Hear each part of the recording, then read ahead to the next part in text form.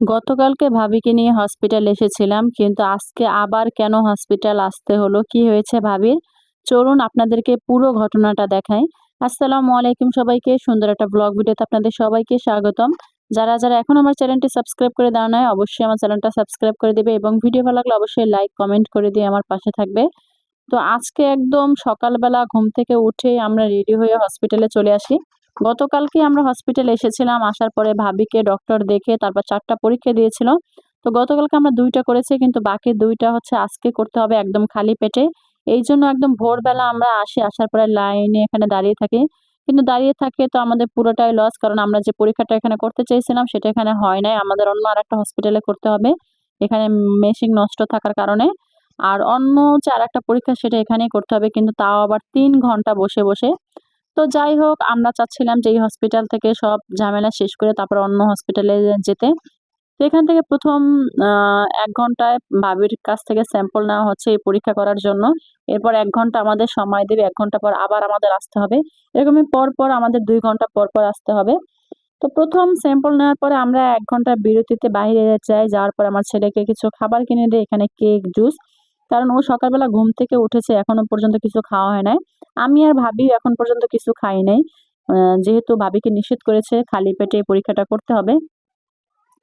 তো হসপিটালে থাকলে আমরা একদম বোরিং হয়ে যাবে। এজন্য হসপিটালের কাছেই ছিল রমনা পার্ক, সেখানে আমরা হাঁটতে যাই।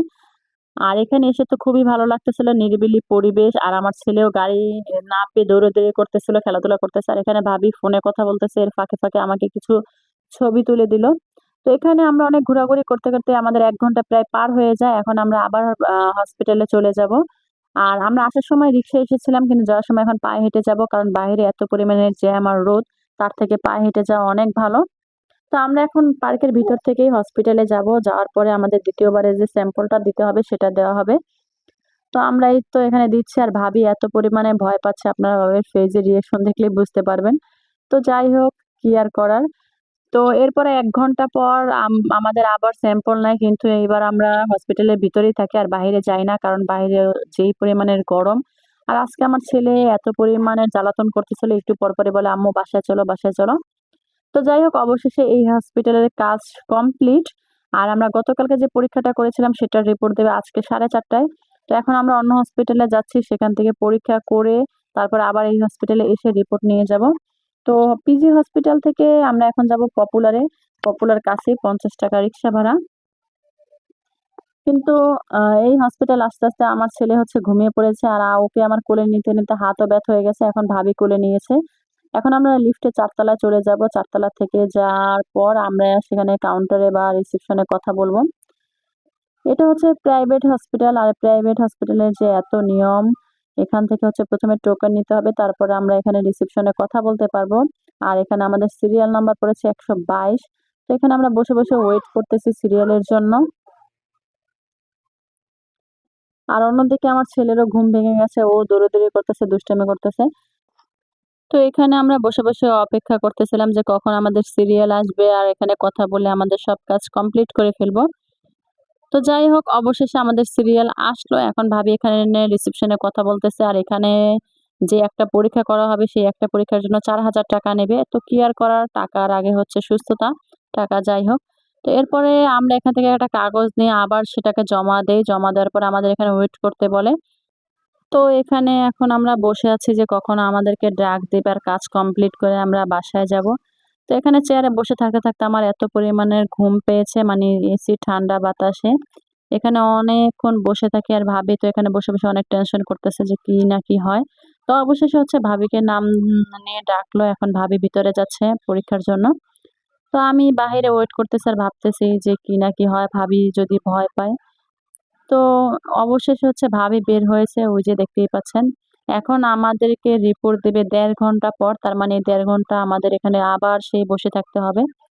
তো এখানে বসে না থাকে, যেহেতু এখন প্রায় আ দুপুর টাইম পার হয়ে যাচ্ছে আর আমরা এখনো কোনো খাওয়া-দাওয়া করি নাই। এজন্য ভাবি, আমি আর আমার ছেলে ৩ জনে মিলে প্ল্যান করি যে আমরা এখন কিছু খেতে যাবো।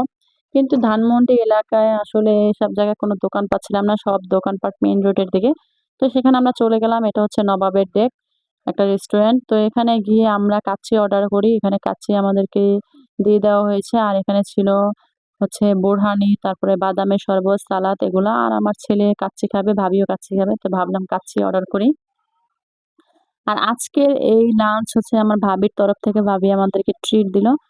তো যাই হোক, আপনারা চাইলে এখানে পজ দিয়ে মেনু কার্ডটা দেখতে পারেন যে খাবারের দামটা কেমন। আর খাবারের কোয়ালিটি মোটামুটি ভালোই ছিল। মানে একজনের যে খাবার, এটা আপনারা ২ জনে মিলে খেতে পারবেন।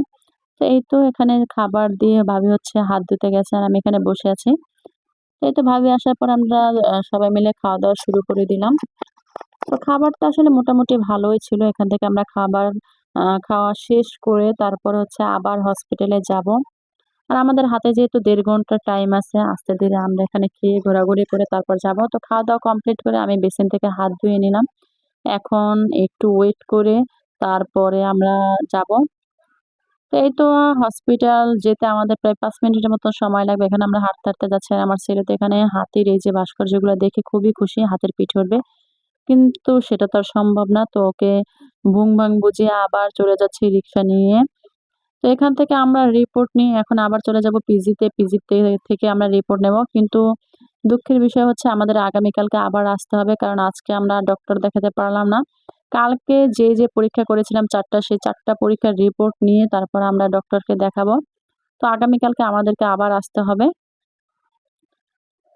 তো গরম একসাথে হচ্ছে জ্যাম সবকিছু মিলিয়ে আমরা এখন চলে যাব বাসায়। আর আমার ছেলের অবস্থা দেখেন, গরমে একদম শার্ট খুলে ফেলেছে আর ওর চোখে অনেক ঘুম।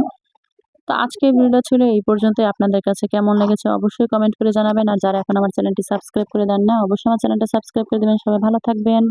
আল্লাহ হাফেজ।